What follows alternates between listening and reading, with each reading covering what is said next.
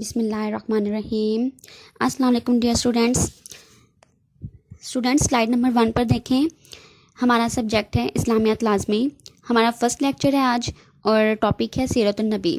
سیرت النبی میں سے سب سے پہلے ہم وہ ٹاپکس پڑھیں گے جو بہت زیادہ امپورٹنٹ ہیں، جو آپ کو آپ کے پیپر حل کرنے میں آپ کی مدد کریں گے۔ سلائیڈ نمبر 2 پر دیکھیں۔ سلائیڈ نمبر 2 پر آپ کا آج کا ٹاپک لکھا ہوا ہے۔ سب سے پہلے ہمارے پاس جو آج ہم نے پڑھنا ہے مطالعہ سیرت النبی صلی اللہ علیہ وآلہ وسلم کی اہمیت۔ ٹھیک ہے، سب سے پہلے ہم یہ دیکھتے ہیں کہ سیرت کہتے کس کو ہیں، سیرت کا مفہوم کیا ہوتا ہے۔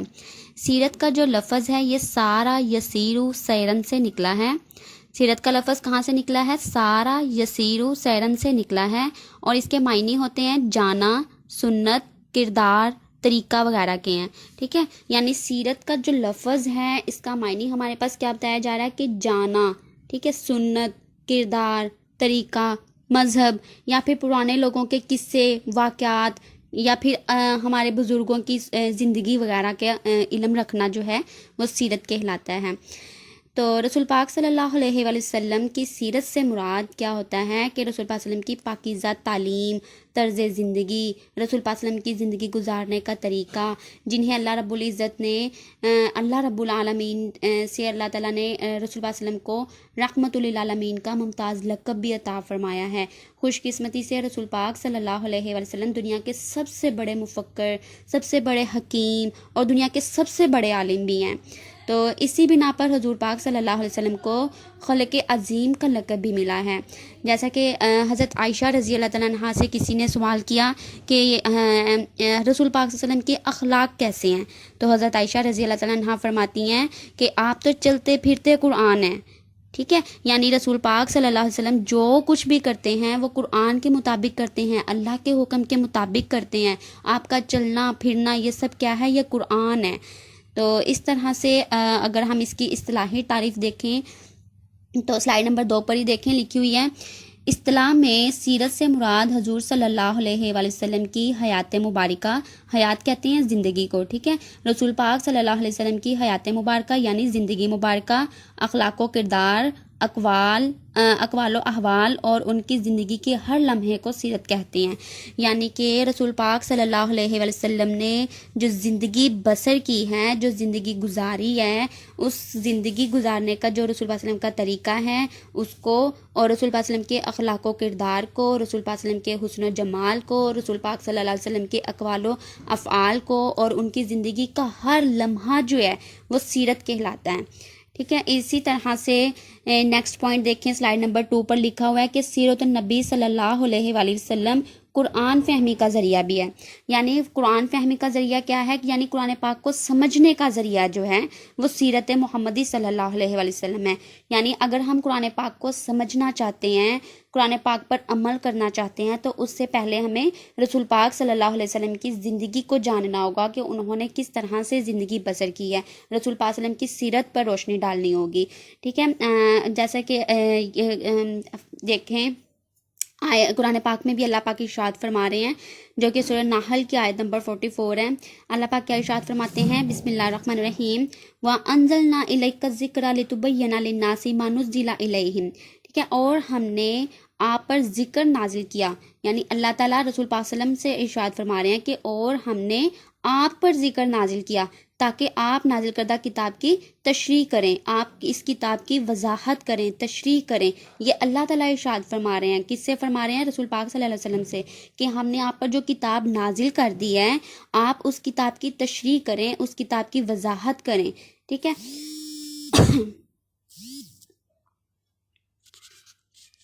جس طرح سے قرآن پاک میں ارشاد فرمایا اللہ پاک نے اقیم الصلاۃ، ٹھیک ہے، یعنی نماز قائم کرو۔ اب نماز کا تو حکم اللہ پاک نے قرآن پاک میں ارشاد فرما دیا ہے، لیکن اس نماز کو ادا کیسے کرنا ہے، نماز کے اوقات کون کون سے ہیں، نماز کا طریقہ کیا ہے، یہ ہمیں کن سے پتہ چلتا ہے؟ رسول پاک صلی اللہ علیہ وآلہ وسلم سے پتہ چلتا ہے۔ اب رسول پاک صلی اللہ علیہ وآلہ وسلم نے پھر ہمیں نماز پڑھ کے دکھائی ہے کہ نماز اس طرح سے پڑھو۔ خود پھر اللہ رسول پاک صلی اللہ علیہ وسلم ارشاد بھی فرما دیتے ہیں کہ صلو کما رأیتمونی اصلی، صلو کما رأیتمونی اصلی، نماز اس طرح پڑھو جس طرح مجھے پڑھتے ہوئے دیکھتے ہو۔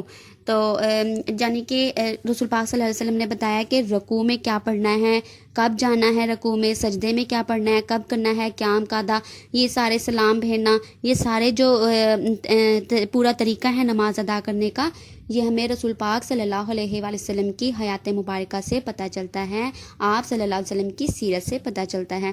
اسی طرح سے قرآن پاک میں جو ہے اللہ پاک ارشاد فرماتے ہیں وَلِلَّهِ عَلَى النَّاسِ حِجُّ الْبَيْتِ مَنِ اسْتَطَاعَ إِلَيْهِ سَبِيلًا، ٹھیک ہے، یعنی یہ سورۃ آل عمران کی آیت نمبر 97 ہے۔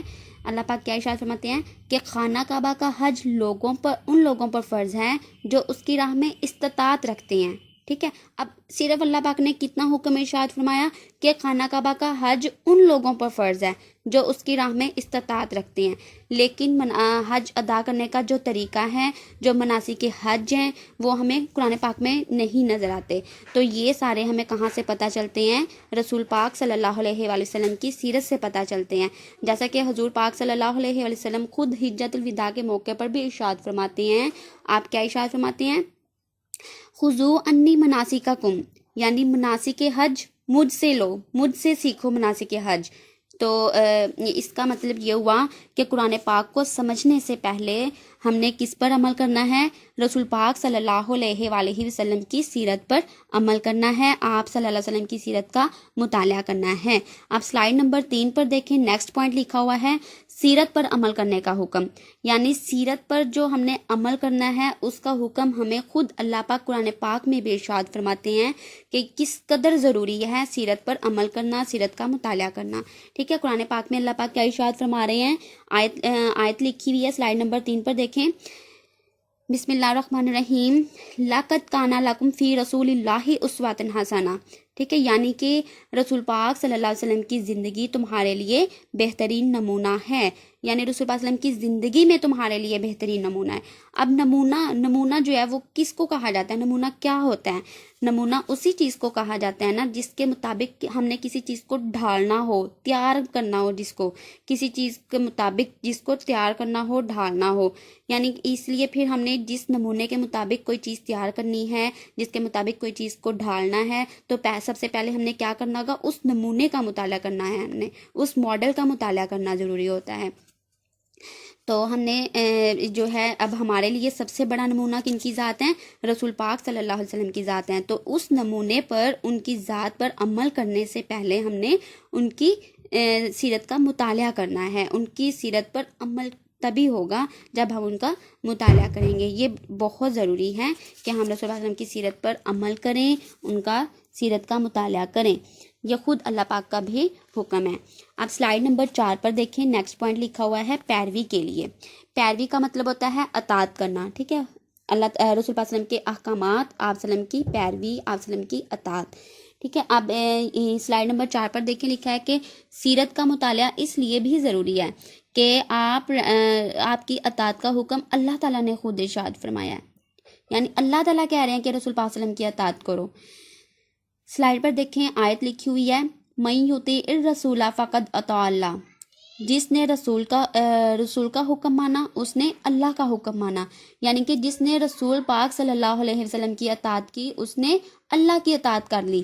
اس لیے آپ رسول پاک صلی اللہ علیہ وسلم کی اطاعت کرتے جاؤ تو اللہ تعالیٰ کی اطاعت خود ہی ہوتی چلی جائے گی۔ اللہ تعالیٰ نے اس قدر ضروری قرار دیا رسول پاک صلی اللہ علیہ وسلم کی اطاعت کو۔ پھر قرآن پاک کیا کہتا ہے کہ آپ صلی اللہ علیہ وسلم کو اللہ تعالیٰ کی طرف سے تشریعی اختیارات بھی حاصل ہیں، جیسا کہ اللہ پاک نے قرآن پاک میں پھر سے ارشاد فرمایا وَمَا أَتَاكُمُ الرُّسُولُ فَخُذُوهُ وَمَا نَهَاكُمْ عَنْهُ فَانْتَهُوا، کہ یہ رسول پاک صلی اللہ علیہ وسلم جو کچھ دیں لے لو اور جس سے منع کریں باز آ جاؤ، یعنی رسول پاک صلی اللہ علیہ وسلم اپنی مرضی سے تو کچھ بھی نہیں کرتے، نہ کچھ بولتے ہیں نہ کچھ کرتے ہیں، جو کچھ بھی کرتے ہیں یا بولتے ہیں وہ سب اللہ کی مرضی سے ہوتا ہے۔ تو اللہ تعالیٰ کیا ارشاد فرماتے ہیں کہ رسول پاک صلی اللہ علیہ وسلم جو کچھ تمہیں دیں وہ لے لو، اس پر اطاعت کرو اس کی، اور جس چیز سے منع کریں اس سے تم باز آ جاؤ۔ اب سلائیڈ نمبر 5 پر دیکھیں، نیکسٹ پوائنٹ لکھا ہوا ہے کہ حدیث کی روشنی میں مطالعہ سیرت کی اہمیت، ٹھیک ہے۔ پہلے تو قرآن پاک میں ارشاد فرمایا نا کہ رسول پاک صلی اللہ علیہ وسلم کی سیرت کا مطالعہ کرو، رسول پاک صلی اللہ علیہ وسلم کی سیرت پر عمل کرو۔ قرآن پاک سے ہم نے آیات کے حوالے سے یہ دیکھا ہے، اب ہم نے کیا دیکھنا ہے کہ حدیث کی روشنی میں بھی مطالعہ سیرت کی اہمیت ہے۔ خود رسول پاک صلی اللہ علیہ وآلہ وسلم بھی ارشاد فرماتے ہیں کہ میری سیرت پر عمل کرو، میری سیرت کا مطالعہ کرو، میری سیرت کو کے مطابق زندگی بسر کرو، یہ رسول پاک صلی اللہ علیہ وسلم خود ارشاد فرماتے ہیں۔ سلائیڈ نمبر 5 پر دیکھیں کہ نبی کریم صلی اللہ علیہ وآلہ وسلم کے فرمودات سے بھی مطالعہ سیرت پر عمل کی اہمیت کا اندازہ لگایا جا سکتا ہے، یعنی کہ رسول پاک صلی اللہ علیہ وسلم کی سیرت کا مطالعہ، رسول پاک صلی اللہ علیہ وسلم کی سیرت پر عمل کیسے کرنا ہے اور رسول پاک صلی اللہ علیہ وسلم کی اتباع کیسے کرنی ہے، آپ کی پیروی کیسے کرنی ہے، ان ساری چیزوں کی اہمیت کا اندازہ ہم آپ صلی اللہ علیہ وسلم کی احادیث سے بھی لگا سکتے ہیں، جیسا کہ رسول پاک صلی اللہ علیہ وسلم نے اپنے امت مسلمہ کو کیا ارشاد فرمایا۔ سلائیڈ نمبر 5 پر دیکھیں، حدیث لکھی ہوئی ہے، لا یؤمن احدکم حتی یکون ہواہ تابعا لما جئت بہ، یعنی تم میں سے کوئی شخص اس وقت تک مومن نہیں ہو سکتا جب تک کہ وہ اپنی خواہشات کو، اپنی پسند ناپسند کو اس چیز کے تابع نہ کر دے جو میں لے کر آیا ہوں۔ یہ رسول پاک صلی اللہ علیہ وسلم ارشاد فرما رہے ہیں کہ تم میں سے کوئی شخص مومن نہیں ہو سکتا جب تک وہ اپنی تمام خواہشات کو، اپنی پسند کو، اپنی ناپسند کو اس چیز کے، اس حکم کے تابع نہ کر دے جو میں آپ لوگوں کے لیے لے کر آیا ہوں، ٹھیک ہے۔ اسی طرح سے ایک اور حدیث میں رسول پاک صلی اللہ علیہ وسلم کیا ارشاد فرماتے ہیں، سلائیڈ نمبر 5 پر ہی دیکھیں، سیکنڈ حدیث بھی لکھی ہوئی ہے، بسم اللہ الرحمن الرحیم، انی ترکت فیکم امرین لن تضلوا ان ما تمسکتم بہما کتاب اللہ و سنتی، ٹھیک ہے۔ اب اس حدیث کا ترجمہ دیکھیں کہ آپ صلی اللہ علیہ وسلم کیا ارشاد فرماتے ہیں، میں تمہارے درمیان 2 چیزیں چھوڑے جا رہا ہوں، جب تک تم انہیں تھامے رہو گے گمراہ نہیں ہوگے۔ وہ 2 چیزیں کون سی ہیں؟ وہ اللہ تعالیٰ کی کتاب اور میری سنت ہے۔ یہ رسول پاک صلی اللہ علیہ وسلم فرما رہے ہیں کہ اللہ تعالیٰ کی کتاب کو بھی تھامے رکھو اور میری سنت کو بھی تھامے رکھو۔ اس طرح سے احادیث کی روشنی سے بھی یہی واضح ہوتا ہے کہ رسول پاک صلی اللہ علیہ وآلہ وسلم کی سیرت کا مطالعہ بہت ضروری ہے۔ سلائیڈ نمبر 6 پر دیکھیں، نیکسٹ پوائنٹ ہے مطالعہ سیرت اور اقوال صحابہ، ٹھیک ہے، یعنی رسول پاک صلی اللہ علیہ وسلم کی سیرت کا مطالعہ جو ہے وہ صحابہ کرام کے لیے کس قدر ضروری ہے۔ سلائیڈ پر دیکھیں، تمام صحابہ کرام کے لیے رسول پاک صلی اللہ علیہ وآلہ وسلم کی سیرت کے ایک ایک لمحے کو اپنے لیے جاننا، سمجھنا، اس پر عمل کرنا صحابہ کرام کے لیے اتنا ہی ضروری ہے جتنا کہ ایک اللہ تعالیٰ پر ایمان لانا، اللہ تعالیٰ کو واحد جاننا، اللہ تعالیٰ کو یکتا جاننا، جتنا وہ ضروری سمجھتے ہیں نا کہ اللہ تعالیٰ کو ایک جاننا ضروری ہے، جتنا اللہ تعالیٰ کو واحد جاننا ضروری ہے، اللہ پر ایمان لانا ضروری ہے، اسی قدر رسول اللہ صلی اللہ علیہ وسلم کی سیرت پر عمل کرنا، اس کو جاننا، اس کو سمجھنا بھی اتنا ہی ہمارے لیے ضروری ہے۔ یہ صحابہ کرام ایسا سمجھتے ہیں۔ اور اس کے بعد صحابہ کرام جو ہیں کسی کام سے اگر انہیں رسول اللہ صلی اللہ علیہ وسلم کے پاس سے اٹھ کر جانا پڑتا، ٹھیک ہے، تو وہ کیا کرتے تھے، وہ رسول پاک صلی اللہ علیہ وسلم کے پاس کسی ایک شخص کو لازمی چھوڑ کے جاتے تھے کہ کہیں ایسا نہ ہو کہ رسول پاک صلی اللہ علیہ وسلم کا کوئی پہلو ہماری نظروں سے اوجھل نہ ہو جائے، کیونکہ رسول پاک صلی اللہ علیہ وسلم کا چلنا پھرنا، کھانا پینا، اٹھنا بیٹھنا، یہ سب کیا ہیں، یہ سب سیرت میں شامل ہیں۔ تو وہ صحابہ کرام کہتے تھے کہ ایک آدمی رسول پاک صلی اللہ علیہ وسلم کے پاس موجود ہو جو کہ کہیں ایسا رسول پاک صلی اللہ علیہ وسلم کوئی پہلو یا کوئی عمل نہ کر دیں جو ہماری نظروں سے اوجھل ہو جائے۔ تو اس طرح سے وہ رسول پاک صلی اللہ علیہ وسلم کے تمام فیصلوں کو، فرمودات کو اور رسول اللہ علیہ وسلم کے ہر افعال کو اپنے لیے مشعل راہ بناتے تھے۔ اس کے بارے میں ایک واقعہ ہے جو آپ سلائیڈ نمبر 6 پر دیکھ سکتے ہیں، لکھا ہوا ہے کہ ایک مرتبہ حضور پاک صلی اللہ علیہ وآلہ وسلم نے حضرت معاذ بن جبل کو یمن کا گورنر بنا کر بھیجا، ٹھیک ہے، یہ صحابی ہیں حضرت معاذ بن جبل، ان کو رسول پاک صلی اللہ علیہ وسلم نے یمن کا گورنر بنا کر بھیجا ہے۔ تو رسول پاک صلی اللہ علیہ وسلم نے پوچھا کہ تمہارے سامنے کوئی مقدمہ پیش ہو تو کیسے فیصلہ کرو گے؟ انہوں نے جواب دیا کہ اللہ کی کتاب کے مطابق فیصلہ کروں گا۔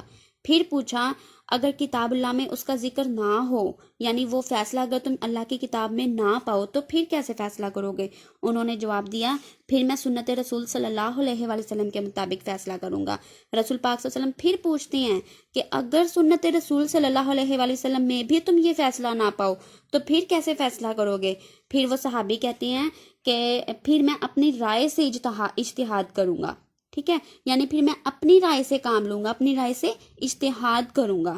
رسول پاک صلی اللہ علیہ وسلم نے اپنے دست مبارک یعنی اپنے ہاتھ مبارک سے ان کا سینہ ٹھونکا اور فرمایا حمد ہے اس خدا کے لیے جس نے اللہ کے رسول صلی اللہ علیہ وآلہ وسلم کے فرستادہ کی رائے اور اللہ تعالیٰ کے رسول صلی اللہ علیہ وآلہ وسلم کی مرضی کے موافق کر دیا۔ اس طرح سے پھر آپ صلی اللہ علیہ وآلہ وسلم نے یمن کی طرف انہیں گورنر بنا کر بھیجا۔ اسی طرح سے ایک اور جو ہے واقعہ ہے کہ حضرت عمر رضی اللہ تعالیٰ عنہ کی نے نانی کو نواسے کی جائیداد میں سے حصہ دلایا تھا۔ جیسے حضور پاک صلی اللہ علیہ وسلم کی زندگی کی مثال بھی ہے کہ آپ صلی اللہ علیہ وسلم نے دادی کو پوتے کی جائیداد میں سے حصہ دیا تھا، تو وہ حضرت عمر رضی اللہ تعالیٰ عنہ نے کیا کیا حضرت عمر رضی اللہ تعالیٰ عنہ نے نانی کو نواسے کی جائیداد میں سے حصہ دلا دیا۔ کس بات کو مد نظر رکھتے ہوئے؟ اس بات کو کہ رسول پاک صلی اللہ علیہ وسلم نے دادی کو پوتے کی جائیداد میں سے حصہ دیا تھا، ٹھیک ہے، لہٰذا نانی کو نواسے کی جائیداد سے اسی لیے حصہ دیا جا سکا کہ مطالعہ سیرت سے یہ بات واضح تھی، ورنہ یہ ممکن نہیں تھا۔ آج کا لیکچر کمپلیٹ ہوتا ہے، نیکسٹ انشاءاللہ ہم جلدی آپ کے ساتھ شیئر کریں گے۔